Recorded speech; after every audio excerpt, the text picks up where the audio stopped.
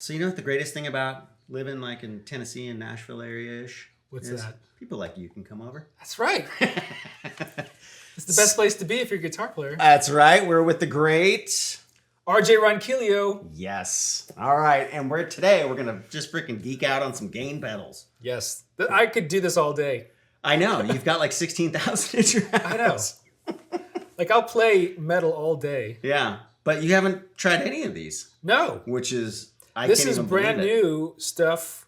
I've never demoed any of these pedals. Yeah. I've never seen half of these pedals. Yeah. So. Okay, so just so you know, Fulltone, Wampler, XTS pedal, or Greer, get a hold of this guy because he is the demo guy. And where are you guys at?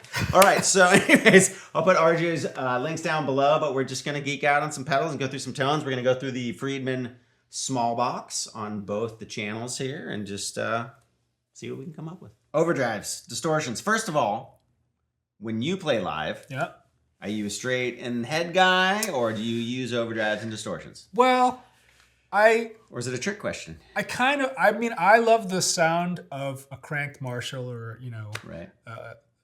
Amp distortion. But for convenience sake, over the years, did I say steak? Steak, it could have been. For convenience sake, over the years, I've just had a clean amp and all my drive sounds are from pedals. Okay, so you do pedal platform kind of vibe. So the hunt for pedals that can deliver that amp distortion has been hard. Yeah, and it differs between depending on amp circuit too, because like all pedals don't play with amps the same. Yeah, exactly.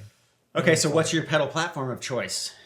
Well, I've got a couple amps that do pedal platform really good. Okay.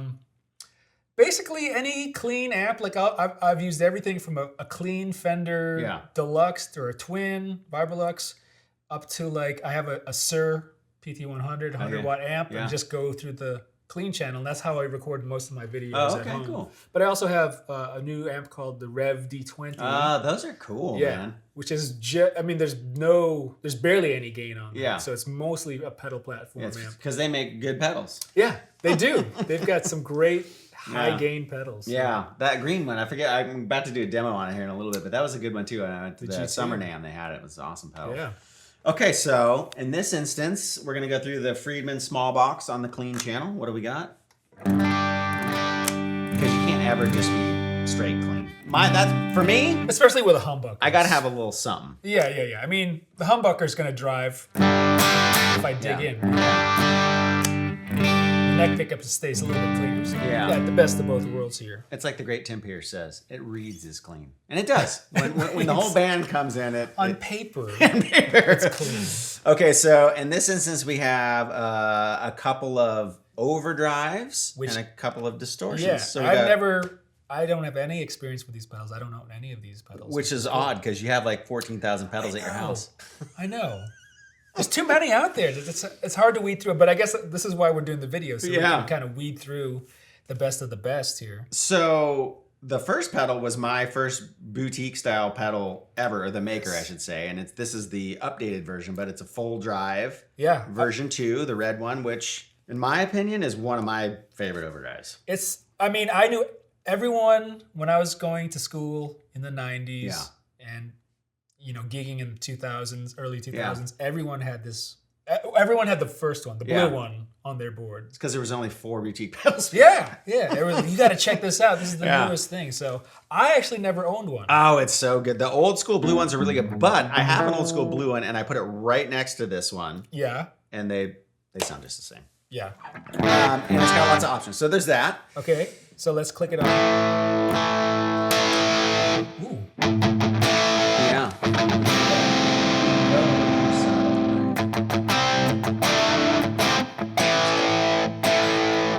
So the way I like to test... well, you're the pedal guy. You do it. The way I like to test medium and high gain pedals is with like your basic Metallica. Okay. Because then you kind of... Is that... Well, I don't know if that's a gent technically, but... Chug. As Ola England would say, does it chug. Yeah, exactly. So you can hear the tightness of the bottom. You like tight bottoms. Yeah. It's always nice. And what I look for is, I don't want it to like flub out and get like too woolly down there. Yeah.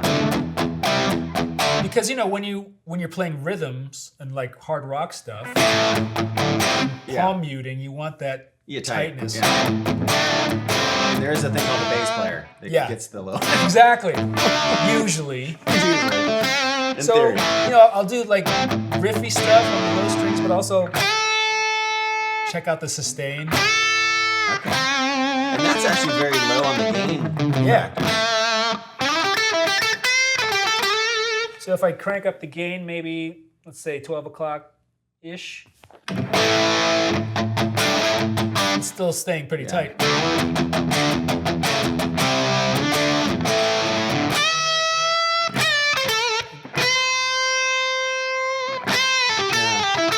There's like a weird millisecond thing where I'm like, yeah, that's enough sustain for me. Right there.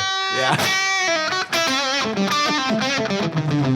Well, and the cool thing is it's got a bunch of different voicings, but what I really like about this pedal and pedals like Red Snapper and the Dude pedal is it has a little bit of a mid kick to it. Yeah. So for solos and stuff like that, which I typically use a pedal for, I like it for that because it gives you a little push out in the front. And I like to usually, like if there is a mid knob, like there's a couple pedals here that have a middle knob. Yeah.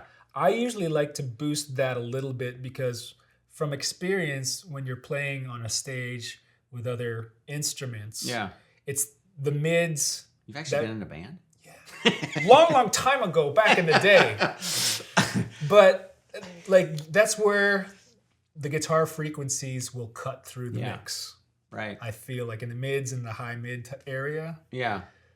3K-ish. And on the Ricky Martin gig, cut through the girls screaming. Oh God.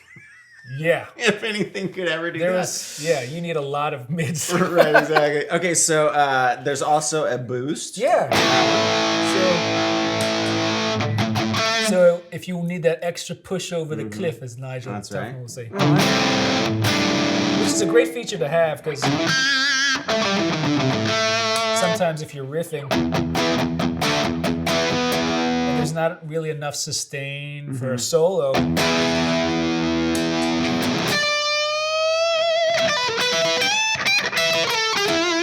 which like a lot of times I'll put, if it doesn't have like a boost feature, I'll put either a boost in front of the pedal or I put a compressor in front of the pedal. Because that's instant sustain in front of it. Forever. Yeah, which works great. Yeah.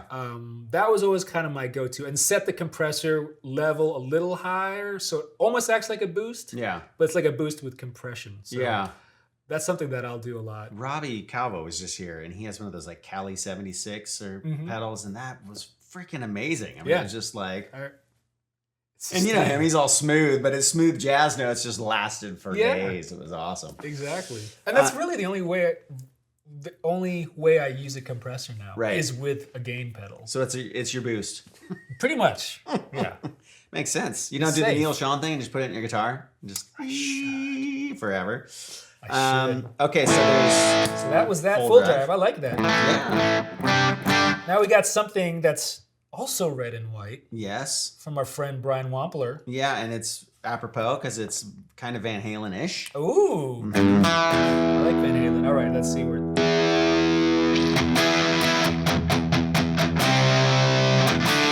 there's lots of knobs, so you can... This pedal's got a lot of different features. I feel like this has a little more gain, a little more saturation than the Fulldrive. Yeah. It feels cushier to me, like when I hit that. So there's a modern switch. Oh, where are we at? Okay, so this is on the vintage. So this is the vintage. You want to switch this while I play? So this is the vintage. Modern. It brightens it up a little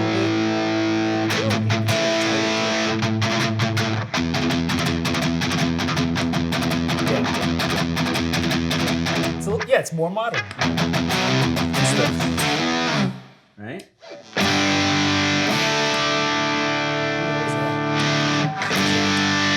don't know if that works on this one yet until you kind of gives it a little boost. Maybe it's which one's first. I don't remember how this switch does. Sorry, Brian.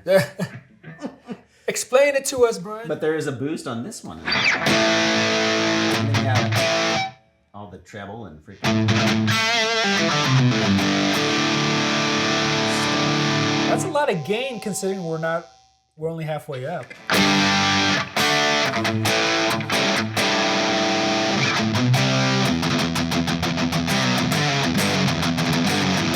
Yeah, that's a lot. I would probably keep it around noon at the highest point. But there's a sag switch here on the side.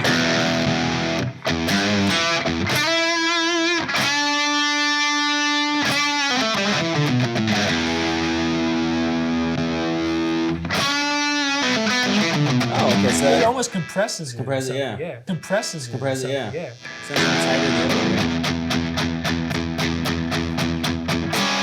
Yeah, it sounds like it's a little compression.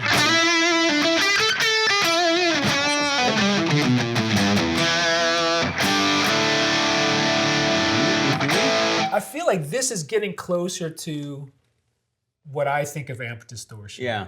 Yeah. Would have been good at your Iron Maiden gig the other night? Oh, God. Come on, dude, bust them out. The thing is, like, if you listen to those records, there's not a ton of gain, really. There's just 12 guitar players now. Oh, yeah. It's like the Parliament Funkadelic of metal. Yeah, exactly. No, but they have really interesting guitar tones. But it works because there's so much going on in that band, like harmonies, and it seems like it would be tricky to get tones that worked for both those kind of things. You know? Yeah, it's a very, like, I wasn't a huge Maiden fan, but I liked them. Yeah. But when I had to learn all these songs for this tribute, I had to learn 8 songs, and probably 7 of them, I would say 6 or 7 of them I really didn't know. Yeah. So dissecting these brand new songs, I'm like, wow, there's actually like some thought going into this composition. There's no joke. Yeah, it's like a ton of riffs. Yeah, thrown together, but it works. The gallops and all that freaking great stuff. Yeah. Okay, so that's. Then there's a boost. And what I like is, especially with both of these pedals, what I found out is when you have it on the high gain and the boost, it's still controllable. Mm-hmm. You know, you don't have like a ton of feedback or fuzz going. So they're quiet considering how much gain is going on. That's another good test, is the artificial harmonic test. Oh, dude, you got those lower ones down good. I always feel like the lower ones are easier for me to hit. Are they? Because they're wound strings. Okay.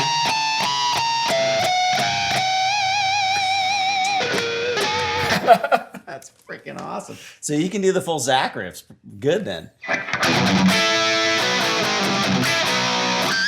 Ah, look at you. All right.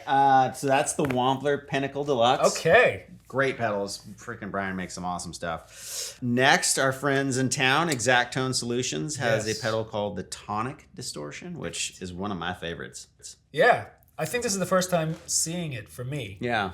I'm not familiar with a ton of their stuff, except through you. Yeah. I put a video up of it the other day with Robbie, and everybody's like, dude, what is that pedal? This one? Tone, yeah. And it was this thing. Okay, it's really good for lead. It's got more girth. Yeah.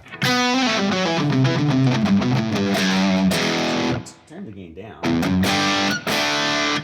That's just the amp. It's really amp-ish. Yeah, it does. It's got like, it's got this like roundness in the line. It's the Marshall-y. Yeah. Like a plexi-ish almost. And if I understand this right, there's a pedal that Henderson and Landau use that it's in the realm of. I'm not sure what the pedal is. Is it a magical pedal that... You know those guys. I don't know. Anyways, I think it's kind of down that lane, whatever that pedal is. So in that aspect, then it's probably not meant to chug a lot. No. So like there, I'm hearing it's a little more open than these other pedals. Yeah. So it's not as tight with the chuggy stuff. But it's got this sweet, sustainy vibe. Like neck pickup stuff.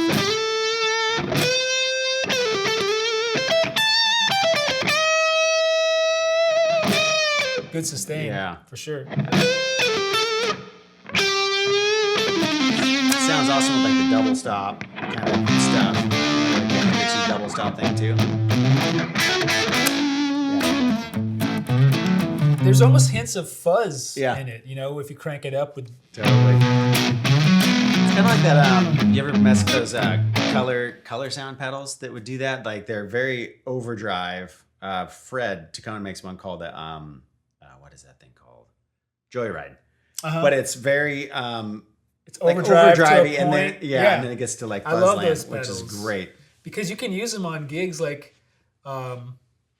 Instead of taking an overdrive and a fuzz, you just have that one knob. Like, here's my low mid-gain overdrive, and once I crank it, then it's like a fuzz pedal. It's the foot fuzz. Yeah.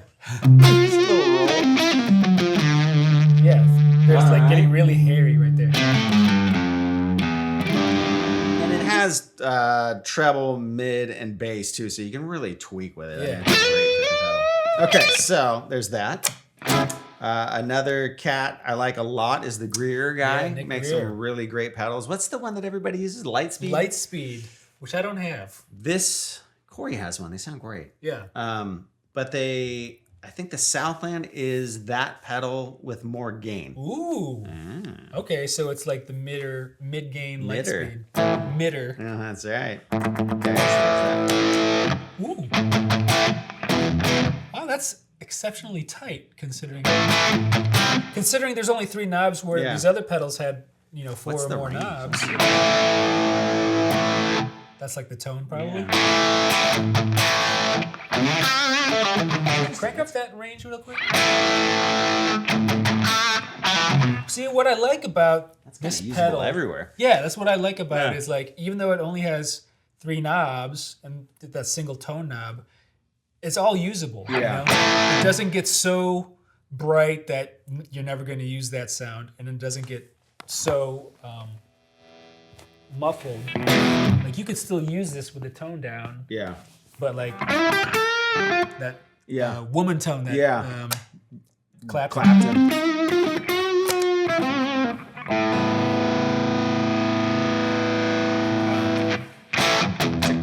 But it can chug a little bit. Yeah. It stays pretty tight. The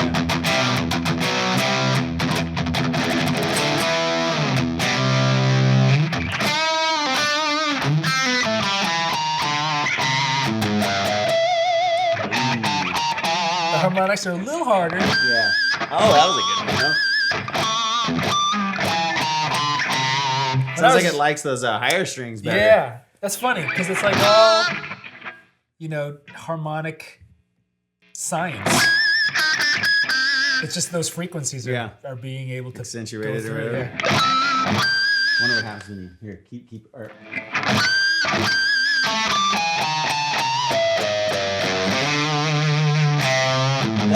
Those kind of harmonics remind me more of like Panama, where you get it, but it's not so.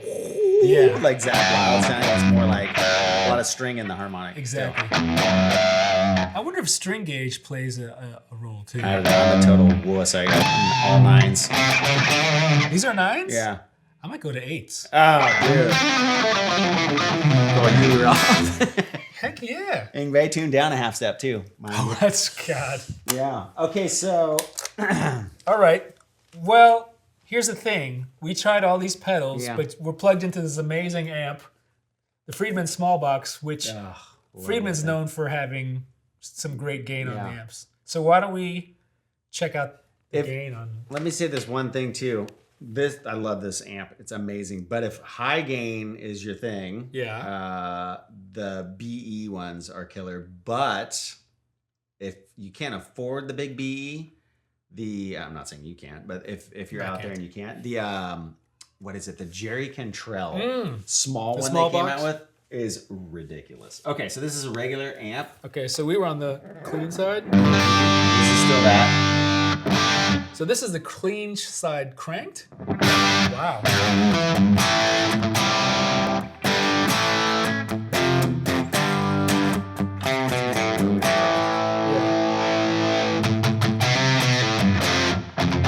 I like that. It's just it has that vintage Marshall like brown sound. It's like a Plexi. Okay, so here's the British amp. That's a little more modern.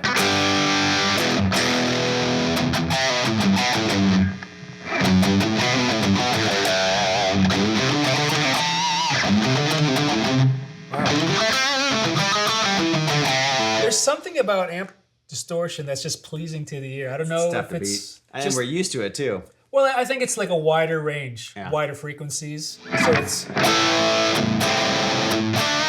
all the frequencies I expect to hear are going through that. Where if it's in a box, like a pedal version, maybe there's not enough. I don't know how. Well, I'm not a scientist. Well, and there's transformers and tubes and so much stuff voltage. That goes. Yeah. To be honest, ever since I got the auxes and this head too, the divided by it, I just plug straight in. Yeah. I like pedals. The only other thing that I do, and these are all great. I've been using the Tonic a lot. I really love that pedal. I'm a huge fuzz nut, so I will run a fuzz in the front. Right. And you know, Brian, all these guys, they make great stuff. The Fulldrive is all great. But when you can crank an amp and then use the gain on the amp to get kind of where you want, there's just something about it. And I'm not a great recording guy, so I find it's easiest for me just to plug straight into an amp and get the tone that way rather than starting to add pedals. I don't know why. It's just some. Well, it's like kind of. I also feel that Friedman, Dave voices these where like you know where the sweet spot's going to be. It's kind of intuitive. Like I asked Rob, the other guy at Friedman, I'm like, what's up with the small box? You just put everything on 10? Yeah. Like, really? That's how it was built. Yeah, that's how it was done. And I was like, okay. It's kind of everything you need though, right? It's just really pleasing, which is hard to find on... I mean, there's a ton of great high gain amps out there. Yeah.